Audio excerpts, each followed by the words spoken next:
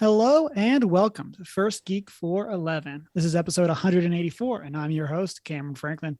With me, as always, my best man, Chris Nicolay. Chris, how are you doing today? Hello, and it was a Monday. Yes, that's about it. Joining us on what I assume is also a Monday, Emma, how are you doing? Pretty good. It was a Monday, but it's almost like a Saturday for me. I had a day off, which was nice. One of these we'll do this where we're on different days. Someone will I cross the mean, line, yeah, the whatever the date line. I forget I what it's believe. I believe in this team. called. This week, we're going to be catching up. We got some dongle news. Then we got Marvel and DC news. And then we have our top 3 monsters as we get ready for spooky season. With that, listeners, as always, you can find us on our social media. We are One Geek 411, Facebook, Twitter, Instagram, etc. You can join our Discord server if you want to hang out and chat between episodes. You can send us an email at 1stgeek411@gmail.com. And you can also join us Monday nights, 6:45 Mountain Time on twitch.tv/1geek411.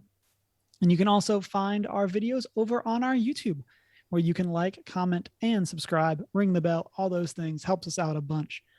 And then you can also rate and subscribe wherever it is that you listen to podcasts. Then you can check out our Redbubble store for any of that merch. Let's get into what we've been up to this past week. Chris, you got a bunch. Why don't you start us off? Oh man, so I got caught up on Ted Lasso. How is that? It's good. I'm a little disappointed in the ending of the second season, but you know, because the reason why is I held off on because I don't have Apple devices, but fortunately Apple did start supporting third-party devices, certain third-party devices like the PlayStation. So I downloaded up Apple TV, so I could watch it, and it's definitely enjoyable. It's very British. It's so much fun. I love British television. Uh, It's the best. They've got some really good stuff. they do. They know what's up, especially like the British American interaction. It's always fun. Yeah. It's always Yeah. entertaining. Um, Always good humor in that. And but yeah, second season a little disappointing. Starts off a little weird, sets back into its original Ted Lasso kind of feel, and then kind of ruins certain characters for me. I'm like, oh, lame, but not bad though. Definitely right. Like it's definitely winning awards for a reason. Um, Definitely enjoyable. I've been listening to a lot of audiobooks because I started listening to Hobbit. Well, I listened to The Hobbit, read by Andy Serkis. He does an amazing job. And then I decided why not do Lord of the Rings as well, because also narrated by Andy Serkis, and he's just nailing it. I also listened to because of Emma, and I've read it before, but I did listen to the audio drama, I guess is what it would be in this case for Sandman. Sandman. Yep. Yes. And So good. phenomenal. So good. The audio format was Oh, done so well. yeah. Um, and I listened to and then I started listening, got into another fantasy series, The Glass Throne, um, and have read the prequel and the first book. Um, I'm not sure how I feel about the series yet. It's a little juvenile at first, but there's some cool themes and good fantasy themes going on in it. So I don't know. It's a long series, I guess, like 6 books or something. I don't know. Someone can tell me how far off I am, but uh, we'll see if I had to take a break after the first one because of certain elements of the book. I was like, I just need more classic fantasy and not this young adult fantasy thing with the love triangles and the weirdness. So that's why I started listening to The Fellowship, which is going to be long. Well, probably take me 3 days to listen to because I listen to it at work. And then I did buy the randomly announced Square Enix game Dungeon Encounters. It's like a Yeah, that's an traditional. interesting looking one.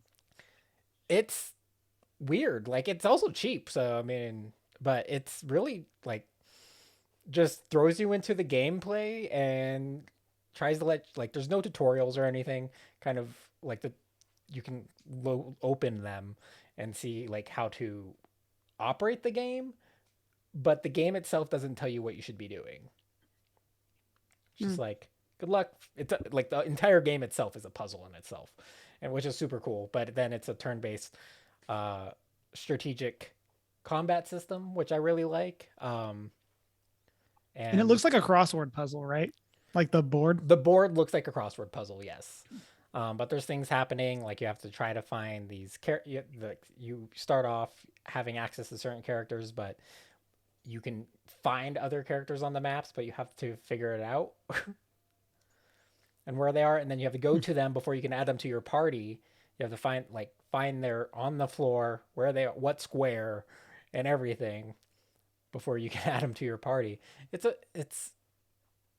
interesting. Like I'm enjoying it as kind of like this mindless puzzle game, but it's definitely lacking in the story department, which is a little sad for a Square game. Um, so far so good. And then also fall anime officially. Um, I'm still working on figuring out this season. Chris, just Because turn it on and watch. It's not like what's there to figure out. there's some weird ones. And I'm like, I'm not sure how I feel about this. Or ones that I wasn't expecting. Um Part of it because I didn't read the whole title. I mean, the title is either an exact description of what occurs Which or not remotely related. So Has you're no 50 it impact. just I wasn't what I was expecting because I didn't read the whole title. Like I started watching The World's Finest Assassin. Or that's what I thought the whole title was. And then it turned out to be an isekai. I'm like, How another to say isekai. it is either about an assassin or plot twist cooking anime. I would love for a good well, there is some good cooking in this one, but the full title is The World's Finest Assassin Gets Reincarnated in Another World as an Aristocrat. I'm like, oh, I missed that part. So I was like, because I'm a little isekai out, and this is definitely a traditional isekai formula for this one. Mhm. And yeah, it's in another world, OP character, you know. There is one that I'm intrigued. It's more just traditional shonen fantasy. The Faraway Paladin kind of opens up with a character being trained by three dead possible paladins, and starts off a little like it has some intense themes in the first few episodes, or first episode. I've only seen the first one, but I watched it like 3 times because sometimes Verve glitches, and if there's no episode after it, it just restarts. I'm like, did I watch this already?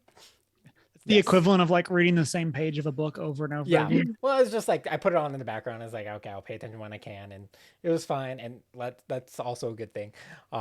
Speaking for the series, but I'm interested to see where that goes. I'm a little worried he's gonna go like OP main character again. I don't like that. All right, I enjoy it sometimes. Sometimes it just gets old. It's way overdone in anime. Um, there is a Restaurant to Another World 2 currently out, which was also really fun food anime. Um, the original there's just a like in a feudal medieval town, and then there's a Japanese restaurant. But that Japanese restaurant actually connects to our world, like to Japan. Like if you go through the back door to the kitchen, I was saying, yeah, you walk through the kitchen and then you end up in and boom, yeah, and you're actually in our world. But like, so they have this front end restaurant in this medieval area, and people are flocking to it because it's so different. And it was a very fun anime. But so that's back. But I'll be talking about this more as I get Demon Slayer's back, which is phenomenal. And 86 has returned for the next part of their or the continuation of their first season, I think. Yeah. And 86 is deep. I recommend that one. So far, we'll see how it continues. Um, and yeah, so that's what I've been up to since I guess last time I was on a news episode for the most part. Lots of books. Emma, what about you? I've done a couple of things this last week. I think Cameron, your recommendation. I started watching What We Do in the Shadows. Nice. The I've been show enjoying or the it. movie? Or the show. Have you seen the movie? No. Also recommend the movie. Watch the movie first, in my opinion. But Okay. they're both Well, great. I'm only They're like both maybe great. four episodes in, so like They're not like directly related. But like the Concepts movie, are, like, but yeah, the actual characters aren't like related or anything like that. So no, yeah, Okay. it's a spin-off for the most part from the movie, but the original movie is like early indie Taika, so okay. so good. I'll dig out the movie and watch it. But yeah, I'm watching the show. Enjoy it so far. I like the concept that they have that there's this vampire out there that feeds off of people's boredom, essentially. Energy vampires. Yeah, energy I vampire. love that so much. Great, fantastic. It kind of just becomes idea. an internet troll. Yeah. So much. Like I'd never thought about it before, but that just fits so well into that kind of person. And then this weekend we finished filming for my Candyman Confections project, so we're going into editing, and that's pretty exciting. Did you decide on a new And- title? So it's Confections. Confections. Okay. Confections, yeah. And then on Thursday night, I went with a group of friends to the Universal Studios Halloween Horror Night, and that was a whole lot of fun. They had a bunch of like haunted houses, mazes set up in different parts of the park, themed after different like films and horror movies. So they had one for the Chainsaw Massacre, they had one for The Exorcist, for Bride of Frankenstein. They had a Walking Dead one, which I think a couple of people said has become a more like not common, like it's not as seasonal, like they're out of season. But we just walked around the park and did a couple of these mazes and just had fun at Universal Studios, and that was the first sort of theme park thing I've done since moving here, but it was a lot of fun and really enjoyed it. And Did yeah. you eat any fun stuff? Did I eat any fun stuff? Did they have like Halloween themed treats? They didn't have Halloween themed treats, but What we Cameron did really go... wants to know: did you get any candy corn? Yes. That's No candy That's what he corn. really cares about. But we did go to Hogwarts, and I got myself a chocolate frog. Ooh. So it's giant. It's like the size of my hand. And it's now missing its legs and its back end because I've been munching on it slowly. But I did also, I got Gildalord, whoever, it's Lockhart guy. First Ravenclaw. Yeah. So that was my my trading card that I got with my chocolate frog. We were gonna get butterbeer as well, but then we all got distracted by other things and ended up not getting butterbeer. So I might have to go back just for that. But it was a lot of fun, even though I didn't eat any candy corn for Cameron. So yeah, if anyone ever has the chance to go and you like haunted houses and stuff, I would say go for it. It's really well done, and it's clear that they put a lot of effort and time into it. So I've seen a lot of stuff for that, and I cannot imagine a place I would feel less comfortable. Like, as someone that doesn't do scary, right. So Like, if I you just, don't like- do scary, don't do it. it's like this is just not my thing. Like, it's the like, you do you. Like, I don't want to yuck someone's yum. Yeah. But like, I cannot think of a place I Yeah. would rather be less. So then don't do it. Like at a theme park. Like then Don't do a theme park at Halloween at night if you're Yeah. not into Really? scary stuff. Because this is like they had full on like movie makeup on. Mhm. We went through The Exorcist and they had straight up prosthetics on for that. Like really well done, even in all the flashing lights. Like it's really well done. They dump money into this event Yeah. because it makes them money. So they're going to do it well. Yeah. And they did it well. So if you don't do spooky, don't do it. If you like spooky, do it. Yeah. Deanna watches Tim Tracker on YouTube, and they're in Florida. So they do a lot with like that, like Universal. Yeah. And it's really, and I love watching it. I like the theatrics of it. Yeah. But it's definitely that thing that I'm just like, this is great that people love this. Yeah. But I'm going to get spooked. Yeah. Spooked. I am doing the corn maze this weekend. Ooh, fun. I haven't done a corn maze in a decade. Years. Probably. I don't know. I don't know the last time. But I really hope that they plan on going at night because that's the only time to go. Mm-hmm. There was a really good corn maze that we did every year when I was in Connecticut. And then we found one here and it was super lame. And then we found another one that looked like it was like a real corn maze. Like the first one that we found in Texas, you could literally like see through. It was one of those. And I'm like, okay, fine. Then we found another one, but it was like crazy crowded and it was like last year. And so we didn't really want to be like with all the people. You wanted the social distance. And so, but hopefully we'll find a good corn maze soon because they're a lot of fun. Especially when they're designed to scare you. No, me too. You turn a corner and a guy with a chainsaw. Boom. Yeah. Run. That's how there's now a Cameron-shaped hole in the corner. It's like the Wile E. Coyote. Yeah. Of like just the imprint. Nope. I know the fantasy park in Utah, Evermore, like the last month has just been all like spooky themed, and I really wanted to schedule a weekend to try to get down there, but it didn't happen, unfortunately. So for me, been playing a lot of Magic. Hung out this past week with Steve, who was on one of our top 10s, and we played a bunch of Commander. And then also have been grinding on MTG Arena. Got back up into Mythic. And so I'm playing the dirty control player that just says nope to everyone's nice things. Perfection. It's fine in that format. It's okay. As long as it's not Commander. That's just messed up. And then been working on a new Commander deck for Deanna.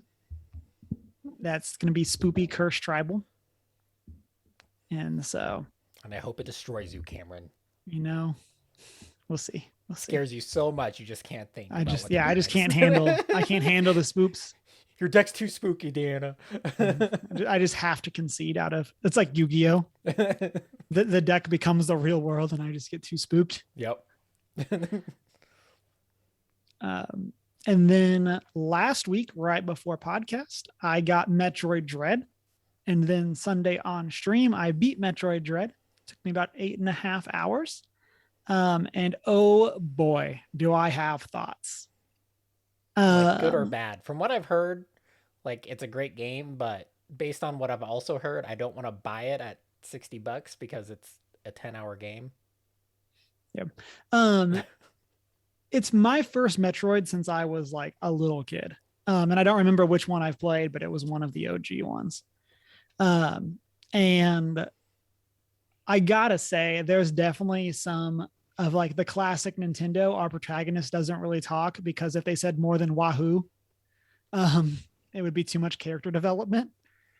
Like I think Samus says like 3 words in this game, which like, I guess you do you. It's one of those things that like, I wish there was just because in games, I like story. I just kind of wish there was more of like, you fight like these returning or like some like returning bosses and stuff like that from previous games. And Samus has zero cares about how they're trapped on this planet and feels zero remorse about murking them. And so it's just like, you do you, Samus. We're just gonna bounty hunt things. Uh, my biggest complaint is the Emmys, which, like, is like the big sellable function of the game. And the basic idea is that they're like these indestructible threats. So all you can really do is run away until you get this like super powerful weapon. And so it's one of those things that like I feel like is a cool concept, but does not actually play well because it just made it like super hard to explore. And you just like it's one of those where like if they touch you, you die. It's basically how it works. And it's just like, okay. Like the third or fourth time that I died because I like fell down like an area and landed on an Emmy, I was just like, okay, sure. You got me. But overall, the gameplay is really solid. Once you get used to the controls, it's one of those games that definitely like makes use of literally all of the buttons. And you have like, there are times where you'll hitting like 3 or 4 at one time. Mm-hmm. And so like, if you have small hands, it's a type of game that I could definitely see being a struggle in that regard, especially since you can't remap the controls.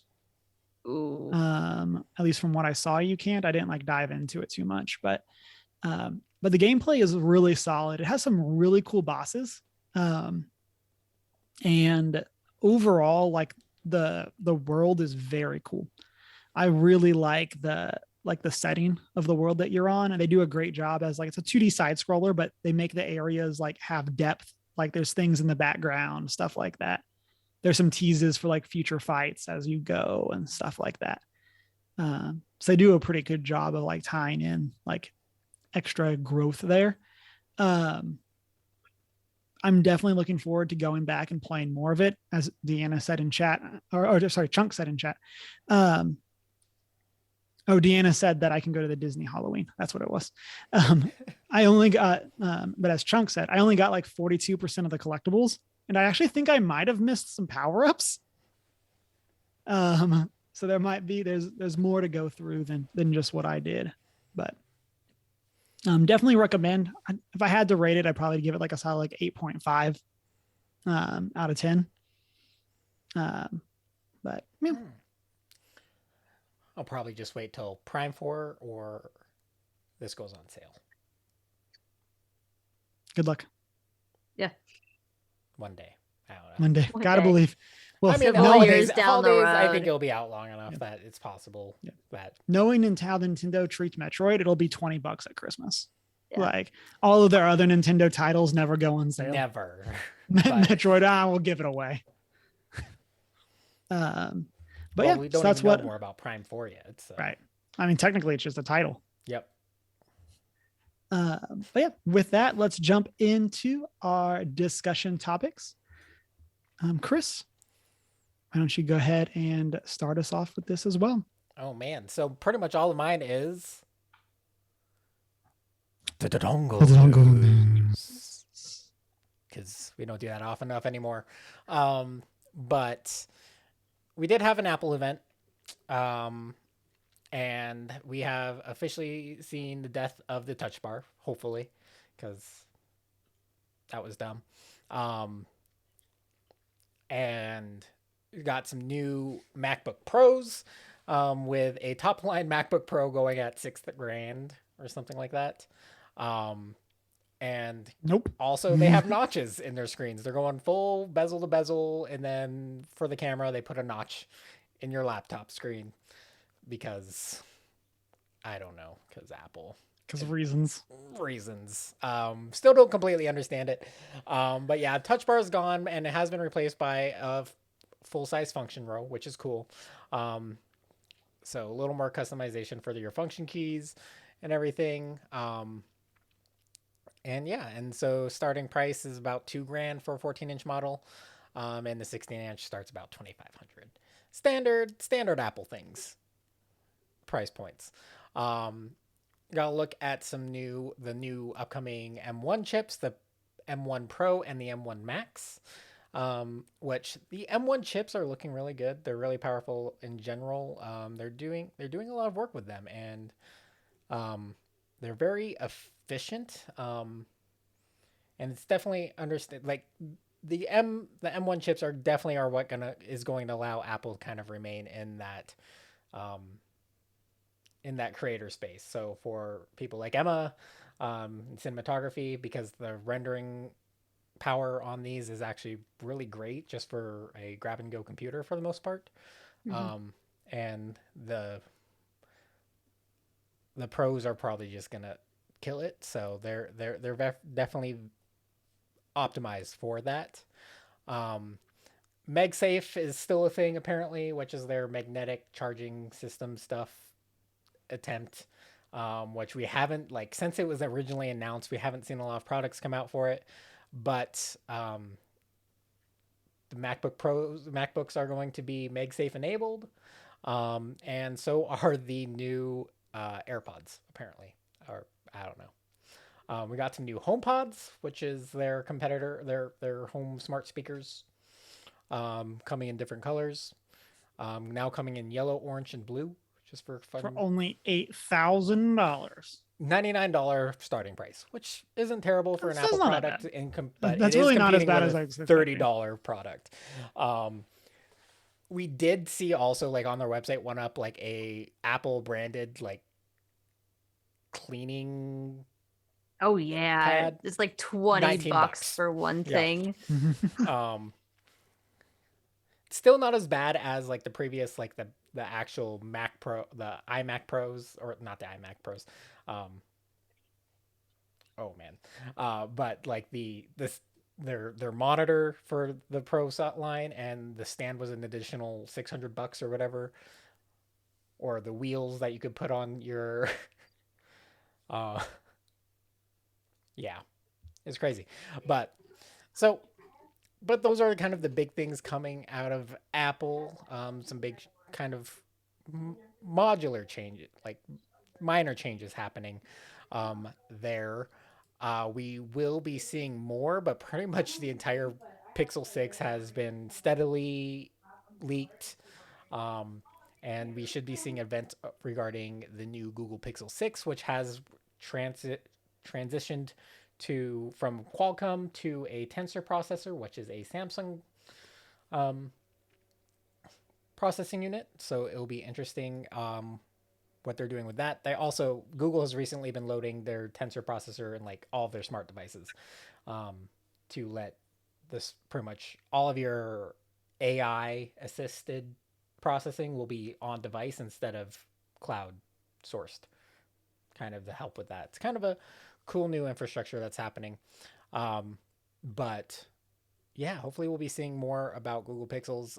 They're projecting a pretty nice starting price point of $600 for a flagship phone. That's really cheap compared to everything right now. Yeah. So if Yeah. that's true, I think a lot of people will be flocking to the Pixel 6 because starting price for any other flagship phone is $1,000 now, 1,200 almost. Don't even want to think about it. Pricey Phones. Um, phones. Also, kind of in that video game tech area, the PS5 has officially surpassed for the year. Is the number one selling console, beating the Switch for the first time in 3 years.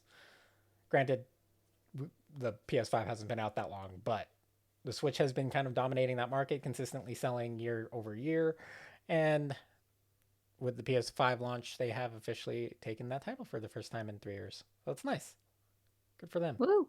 If Good you can job, get Sony. one. They Yeah, are now I'll also, get more. yeah, they're also starting registration, so you could possibly buy one for the holidays, upcoming holidays. They're starting a Oh, registration system, so you can register to buy one when the holidays come up. that would be nice. It's like we're allowing you to buy a chance to get a PS5, I guess. Would be nice, yeah. Fortunately, I already got mine. Cameron already got his. Emma's too Still working broke. on it. Also, just haven't had the chance. And Like, that too. you know, Hasn't You're been a on little top on the busy, list. Emma. Yeah. yeah, I've been trying. I'm willing to shell out $500 for one. Also, at But, the end of last month, there was talk. The EU is trying to standardize USB-C to reduce to kind of force companies to reduce on waste. By standardizing USB-C on all mobile devices, that would mean production of only single cables, USB-C cables to charge any device, which would also force Apple to adopt USB-C standard instead of their Lightning cable for their phones, which is the last device standing in their lineup that is not USB-C enabled. Now the question is, would they just make a USB-C iPhone for the European market and still sell their Lightning cable USB-C? You mean Lightning cable iPhones? So I would like to remind you that this section is called dongle news, and you're missing the very obvious answer. Yes. That they want to sell the dongle. And that's how they'll do it. Well, I mean, they can still sell USB-C dongles is the thing. That's what I'm telling you. The dongles. USB-C dongles though, like their transition, like you have to use a separate dongle for your phone than you do on your iPad. And that's exactly what the man wants. Right. I mean, that is where they do make a lot of their money on like Lightning cable manufacturing. Like they get a percentage of any time because of their patent and everything.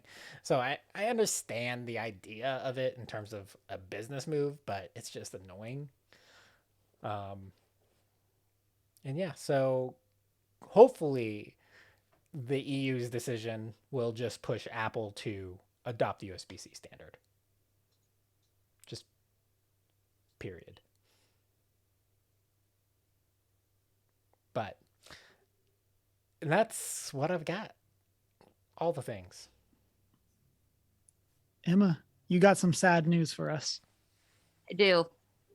There have been, more delays in the world of Marvel specifically, and Indiana Jones, but nah. Wait, they're doing another Indiana Jones? Yeah, it is still currently a title like everything else out there. It's just a title. But we have had more delays in Doctor Strange 2, Thor 4, Black Panther 2. They've been pushed back. Doctor Strange got pushed from coming out March 25th to May 6th, for a whopping, 2 months? Month and a half, month really? and a half, Month and a half, basically. yeah. Like 5 weeks. And 5 weeks, which then pushes Thor Love and Thunder from May 6th to July 8th. That's a full 2 months. 2 months. Jerks. And then Black Panther, Wakanda Forever, gets pushed from July 8th to November 11th, which is 4 months. What, 3 months, 4 months?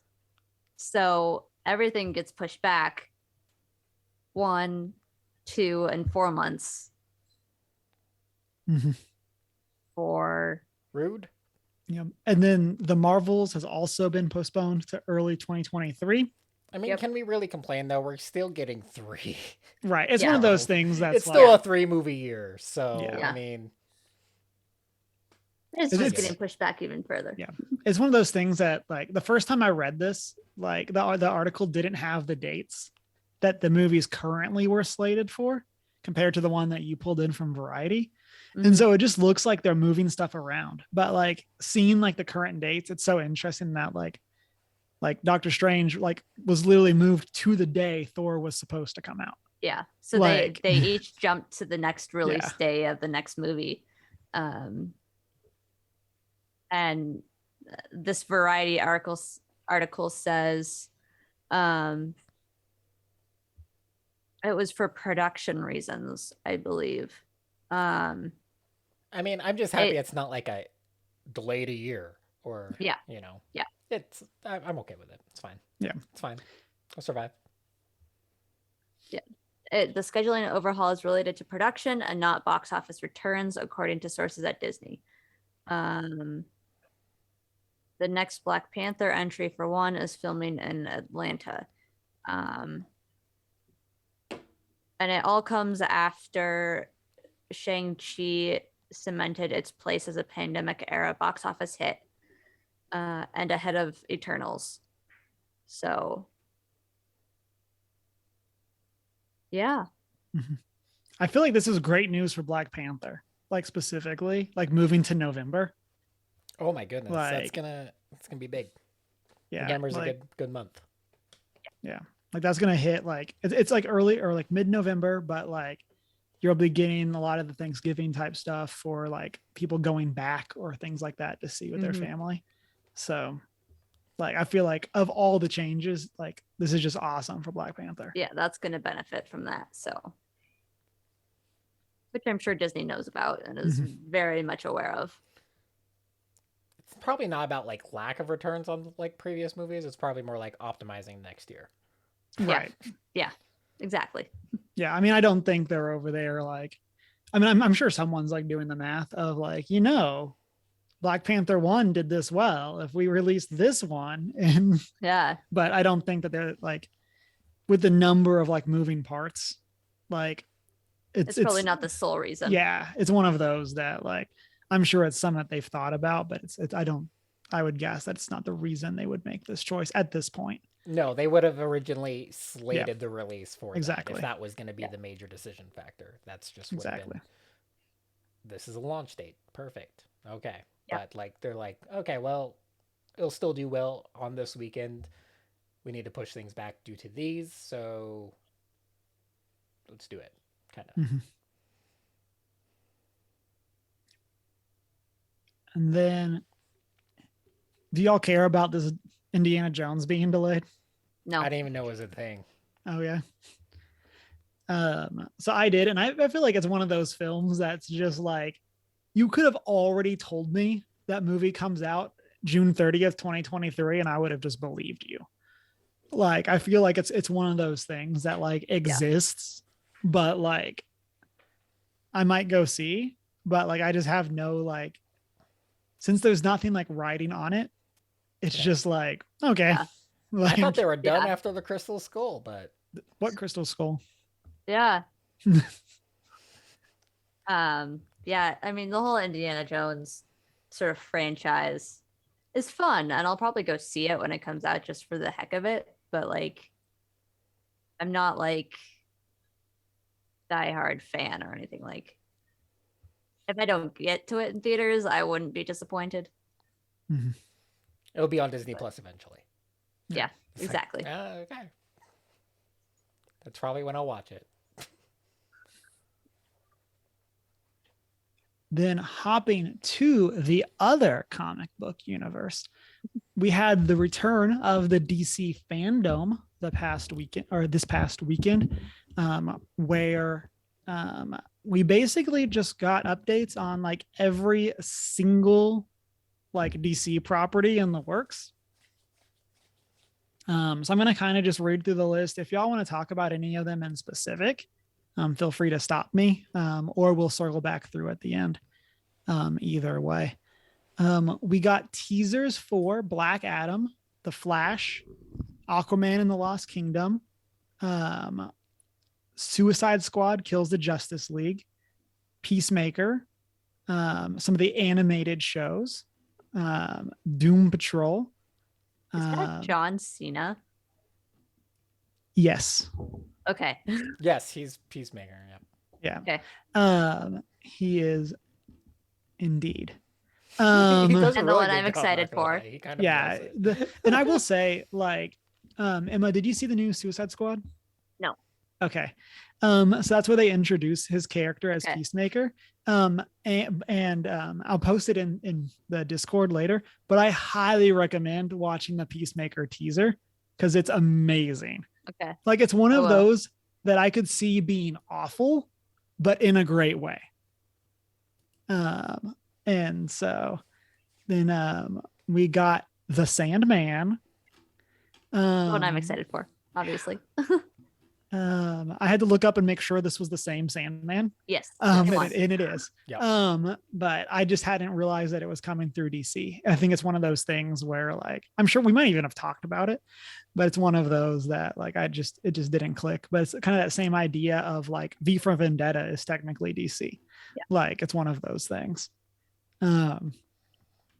We got Blue Beetle, Gotham Knights, some stuff for the CW shows. We got new stuff for Titans, Young Justice, Shazam, Fury of the Gods. And then there was one other one and then we got some teasers for The Batman, starring what's his face from Robert Pattinson. And so of those, we talked about John Cena. Any other of those announcements get y'all hyped, or did y'all see any of this? I did tune in here and there, and mostly because it's The Rock, who's so I'm super stoked for Black Adam, and I'm also excited to see what DC's going to do with some of their more like lesser known characters, because that's kind of what brought a lot of success to Marvel, and hopefully we start kind of seeing a reboot as a result of a lot of these things. Especially Shazam. Shazam started off so strong, so I'm excited for more Shazam to begin with. We all know I'm super excited about Sandman. As I've said for the past several months now. Yeah. Mostly because that's Neil Gaiman also. But if I had to pick anything else off of this, I would say Shazam, however it's pronounced. Shazam. Shazam. I believe it's pronounced like Shazam. Shazam. Because I liked that initial movie that came out, and it was definitely very well done. And like, I look forward to where they go from there with that whole character arc of this kid who just turns into a full-blown adult superhero. Just turns into a Zachary Levi. Yeah. I wish I could just turn into a Zachary Levi. Why are you taking my dreams? It's like, do you have to be a kid to do this, or? So yeah, I'm pretty excited to see where that goes. I still haven't seen Shazam. What? It's still on the list. Yeah. We have HBO your Max. Time, friend. We can go like literally watch it at any time. Yeah. Get on that. And just haven't. Maybe I'll do it this next week. For me, I like how in chat Shanine says all caps Cameron. Like we literally haven't discussed this several times that I've never seen Shazam. Yeah, I mean we have. I just assumed you'd seen it by now. Gotcha. So for me, movie-wise, I'm really hopeful for the Batman. I really like a lot of what they've Shanine says it's still upsetting. I agree with you there, Shanine. This movie looks very like interesting from like a tone perspective. It looks, I was watching a thing on it earlier, and they're talking about how like it kind of looks like the Christopher Nolan movies meet the comic books. And so it has like a bit more like comic booky feel while still being like a realistic look at Batman. There's a scene in one of the trailers where someone like unloads a clip from like an assault rifle into him, and he just like brushes it off. And I'm just like, yeah, let's go. And so there's that. In terms of like dreams, I'm not a huge fan of the Flash, like as a character, but I want to believe in this movie. Like this is the movie that like a lot of my like good friends that are DC fans are really wanting the Flash to be good. I do too. I'm just so skeptical after seeing the Flash and like everything else. Yeah. Yeah.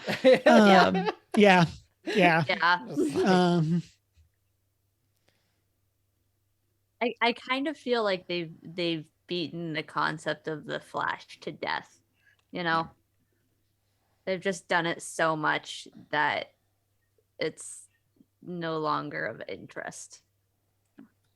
You can only spin the world around so many times via hyperspeed to reset the past.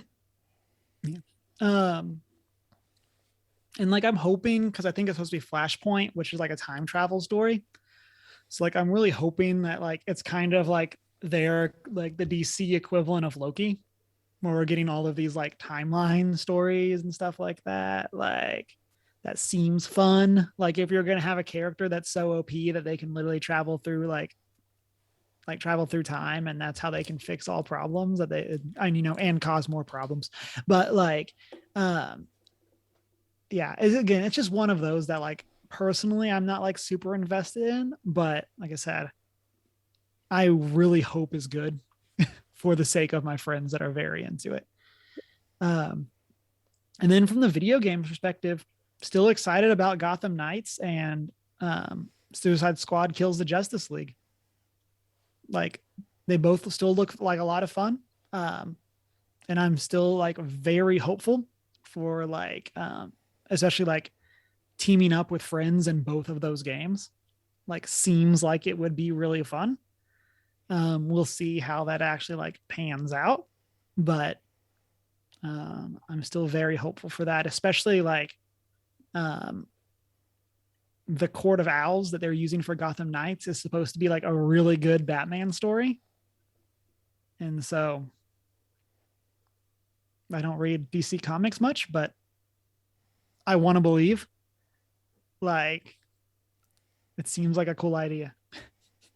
I'm excited for like the continuation of all the animated series too, Mhm. because that's one place that DC has just always shined in, and like going back all the way to like the DC '90s era DC series, just phenomenal. So everything's on HBO.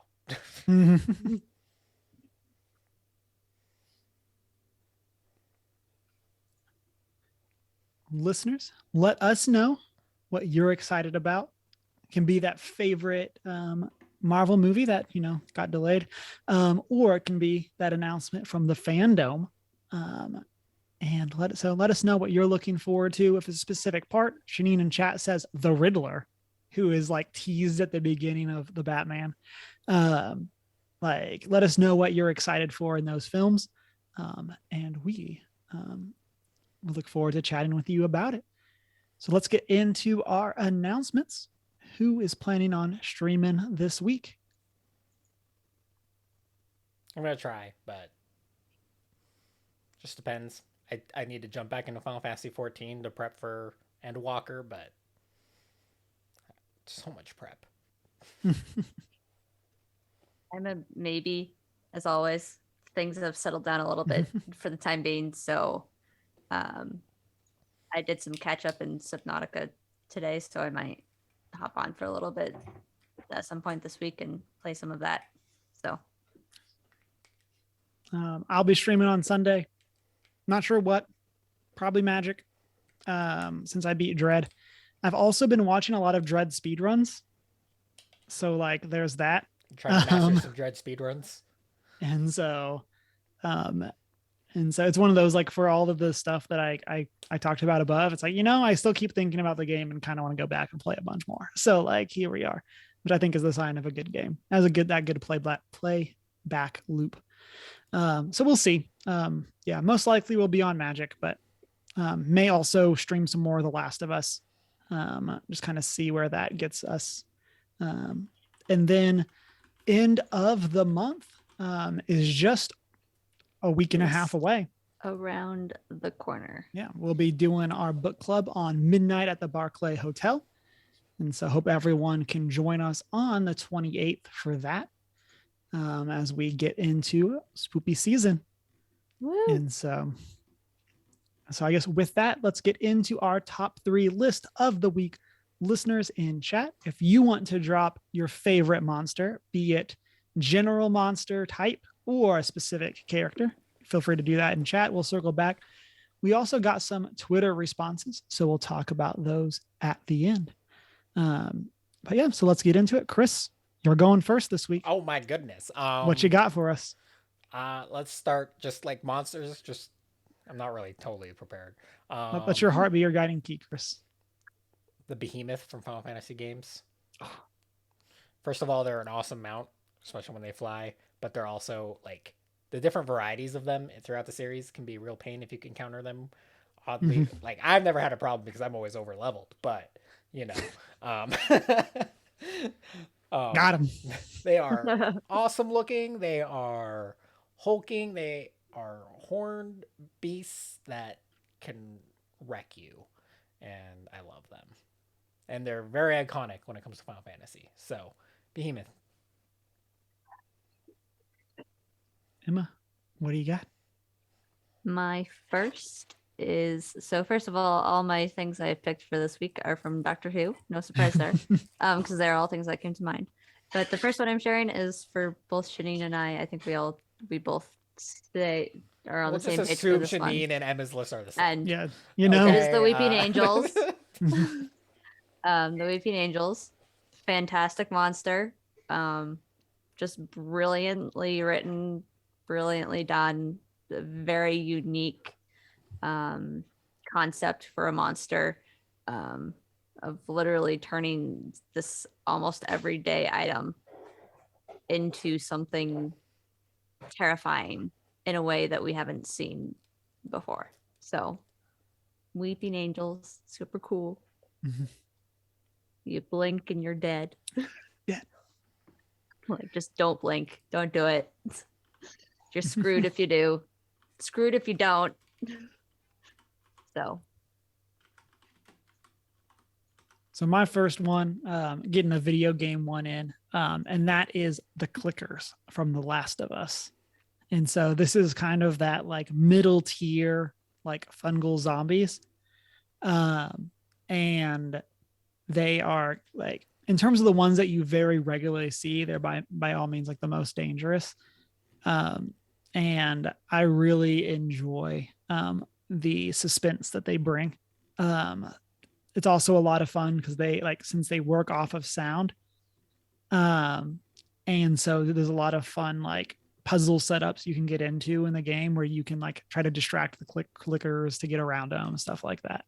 And so they're a very fun gameplay element that, you know, does kill you if they get you, but unlike the Emmys in Metroid Dread, are still fun.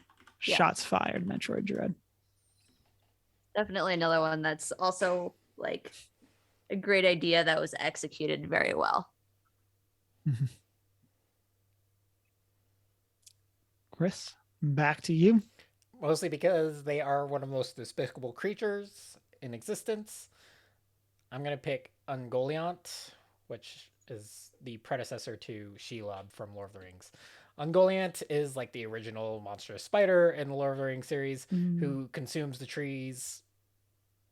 Right? Yeah, consumes the trees and engorges herself on the light of the original trees of that provided light to the world, and ultimately consumes herself because she's so like ravenous, and it's a very crazy part of middle or Lord of the Rings lore.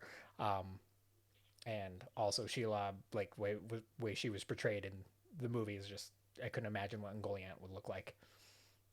Spiders.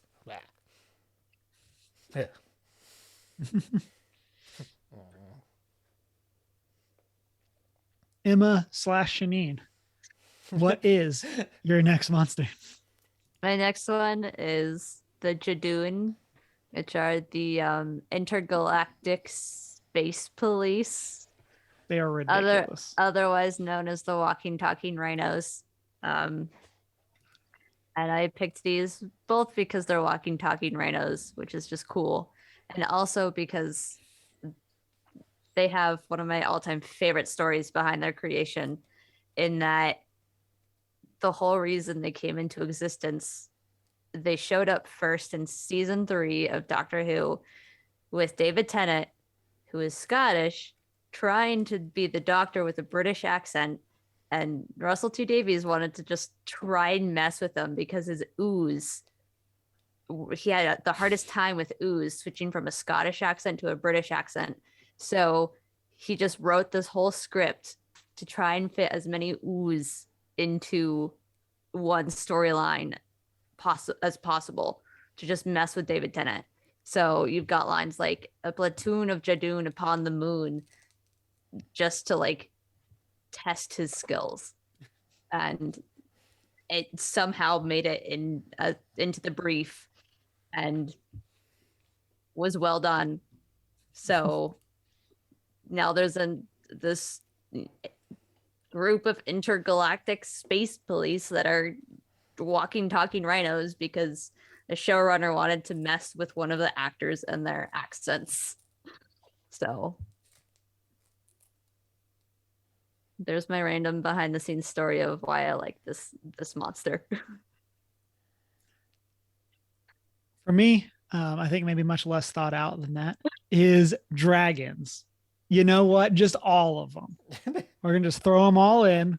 All of them. Yeah. And I think part of it for me is I like dragons because of the different ways you can represent them. Like you get some stories where dragons are just like super house cats and they just want to curl up and like So do How to their Train own Your thing. Dragon. Okay. Yeah, exactly. Yeah. And then you get your other stories where they are these like almost non-intelligent killing machines, like just like a normal predator.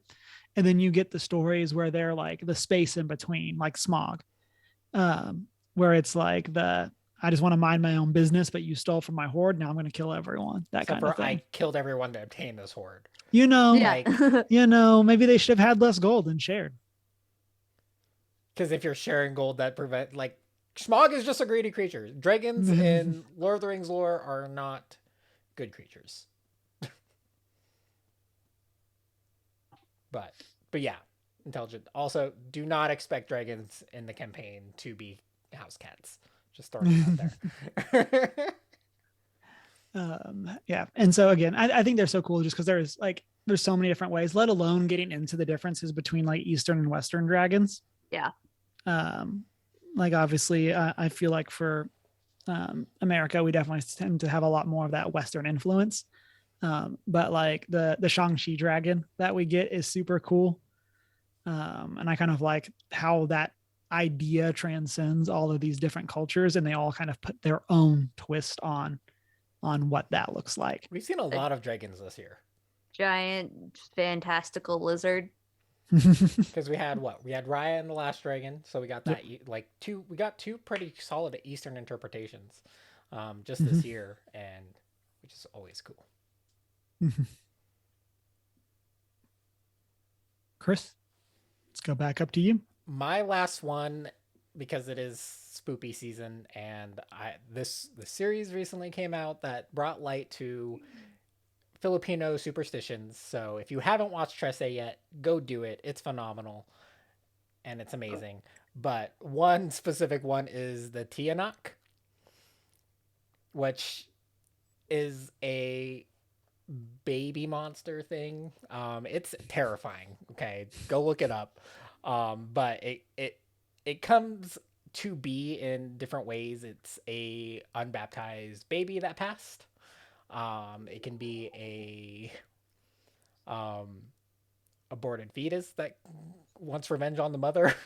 I've heard about this. Tiyanaks are horrifying, or the entire idea about them is horrifying. They are pretty much just bloodthirsty, deranged baby creatures. And Trece portrays them in phenomenally. They did such a good job with that specific creature too. But yeah, they are freaky. But also the Philippines has some really messed up superstitious lore. Which Trece really does at least it's just like a scratch on the surface, and then you start doing further research into those actual things that they're talking about. And yeah, Filipinos are messed up. We're messed up. We're messed up people. But yeah, no, I've definitely heard about this guy before. The Tiyanak, Tiyanak. Look it up or don't. Depends. Cameron definitely probably does not want to, but like I did like a quick Google, not knowing how to spell it, and it took me to Teaneck, which is a city, and I'm like, it's a sign. That's good enough for me. Like, although like the series Trece isn't like spooky, so I think you can watch it, Cameron. It's but like don't research any further, Cameron, if you do watch that series. That's all I'm telling you. Like just like reading about like the superstitions and how they come to be from the Philippines can definitely bring some nightmares. Like like they are worse than the actual Grim Adventures. Like they're messed up. Okay. We have some messed up lore. That's all I'm saying. But also, watch Tresse. It's phenomenal. It's so good. I'm gonna keep pushing it until everyone's seen it. It's an animated show. Yes, on Netflix. Cool. Cool. And it's like internationally put together. So like they had a team in the Philippines, they had a team in LA, they had a team in South Korea, but every team had a Filipino on it, and it's really cool. I'm just happy it exists. Emma, what's your number 3? Number 3, also kind of a good spooky season one, is The Flood from Waters on Mars. I thought you were going Basically for just- the flood from Halo. I was like, okay. No. Random throw out there. I've not played Halo. I've looked into it, but haven't played it. Also, just don't have the right console for the game. But yeah, just parasitic water essentially that takes you over. It's one of my all-time favorite episodes. And it's basically just good reasons not to drink any water we find on Mars. Ever. You At know, all. I'm If gonna you don't drink know what's all in of it. You're gonna get taken over by some little parasite thing that then makes you gush out more water than the human body has. The question is like, at what point do I stop being me and I'm just cease to exist and it's just that creature? You know, like how fast does that happen? Because I don't care. Like I'm gone. It's like, yeah, you have to Pretty deal with quickly. my body now. So, but I haven't seen this one. It's pretty quick in the context of Perfect. That episode. See, it doesn't matter. It's like I got the sensation of relieving my thirst, and then I'm gone. And good luck, good luck, everyone. Chris is the else. type of person that's like, sorry I became a zombie and killed everyone, but I wasn't in control. Right. So- It's like I'm already gone, guys. It's like it's your fault for having a weird attachment to me and not killing me right away. It's like, if we're in the zombie apocalypse and I've been bitten, just take me out. That's fine. It's like I understand. No problem. It's like no hard feelings. It is what it is. Noted. Boom. Just saying. Just also don't be offended when I do the same thing to you. Right? Also Right? noted. Okay. Also noted. So you can cry later, okay? We'll all cry later. So for me, my number 3 is my broad one, but then I'm also going to give a specific example, and that's vampires.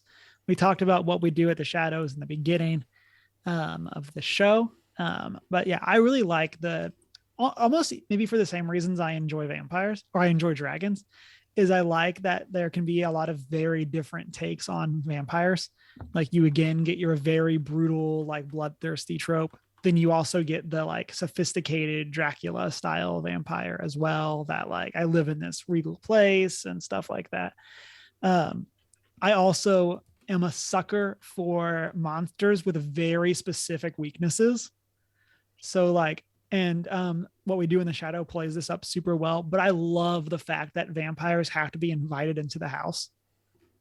Like that is just like one of my favorite tropes. Yeah. And like I said, It's so specific. It's so Like- wonky and I just love it. Yeah, it's just, again, I just love, like, even above beyond they're hurt by silver or whatever. I just love the idea, specifically that they have to be invited into the house.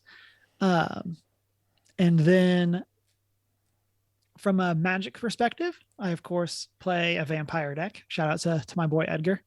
And so there's a lot of very cool vampires throughout Magic that kind of all take on the different tropes.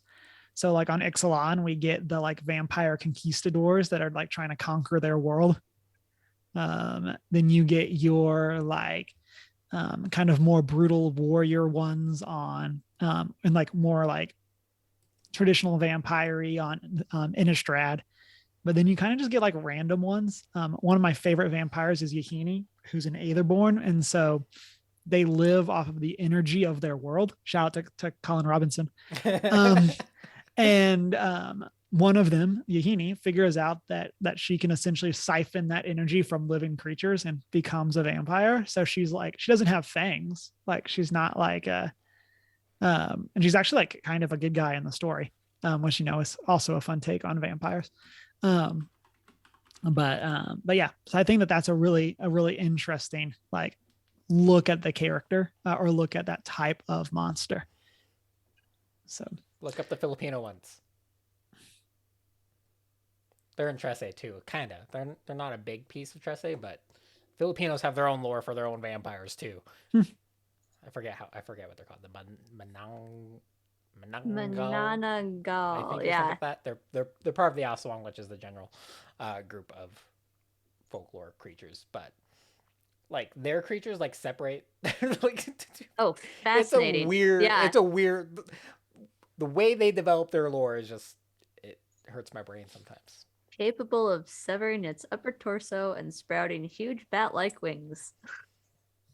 Yeah, but for them to sprout the wings, they have to separate themselves from the lower part. It's weird. Choices were made. Choices were made. Exactly. Someone was very scared one time, and this is what they came up with. This is what their subconscious created from what they saw.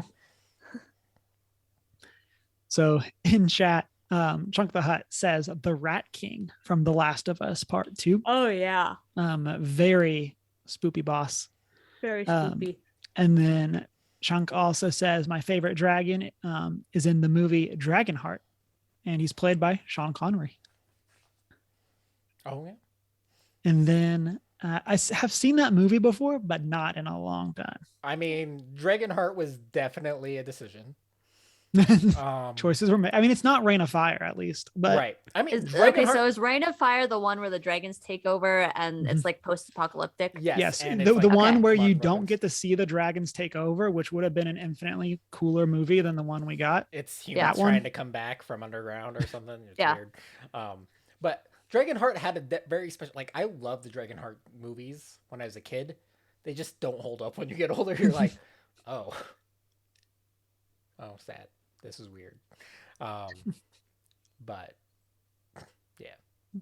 And from Twitter, Shanine has the Weeping Angels, as Emma already referenced. Yeah. And then Jarrett, the Infinity Bear, says the Hodag, obviously, which I had not heard of. So I Googled. And the Hodag is a piece of American folklore. It's a fearsome creature resembling a bull-horned carnivore with a row of thick, curved spines down its back. Oh, cool. Yeah, so it's basically like a flat-faced crocodile kind of thing. Like it's almost like a cross between a bulldog and a crocodile and a dragon. It reminds me of like the creatures from Where the Wild Thing. Yes. Yeah. Yes. Great call. Or even better yet, the from Magic the Gathering, the original large card, the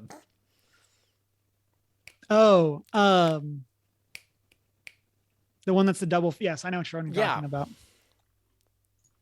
But yeah, I did not know this was. Yeah, I did not know this was a big thing. But it's also apparently the mascot of Rhineland High School in Wisconsin. So shout out to that. So Wisconsin represent. And so, listeners, as always, hit us up if you've got a favorite monster. We can keep our spoopy conversations going on over in our Discord or on our social media. Honorable mention to the Butcher from Diablo. Just throwing out that one just popped in my head because nightmares. Because nightmares. It haunts me. Well, it used to. I mean, it doesn't now, but I was way too young, as I previously mentioned, to play that game. Next week, for our top 3, we're going to be taking a look at the top 3 costumes that we've worn. Bonus points if you bring pictures. And so I think this is one, Chris, that you and I had done years ago, and I'm super excited for us to come back to it with Emma and Janine. So we've done this 3-1. Oh, okay. yeah, We didn't have pictures last time. no, we did So- not. So I'm not sure I have pictures. I'm not sure I have pictures either, other than, one of them that's literally my profile picture on Everything. everything. So like here we are. Um, but yeah, so we'll be coming back and talking about that as we wrap up our news episodes for Spoopy season. Listeners, as always, find us on our social medias, Facebook, Twitter, Instagram. Join our Discord server if you'd like to chat more. You can send us an email at 1stgeek411@gmail.com. And you can also find us on our Redbubble store. You can watch live on Twitch, be part of the post-show chats, and you can find the videos over on YouTube. You can also rate and subscribe wherever it is that you listen to podcasts, and check out our show notes on our website, onegeek411.com. I'm Cameron, and you can also find me on my personal social media. It's Humar Whittle. I'm Emma. You can find me at I am not prepared with an I on all platforms. And I'm not so foreign. And it's been a great week. Wash your hands. Read a book.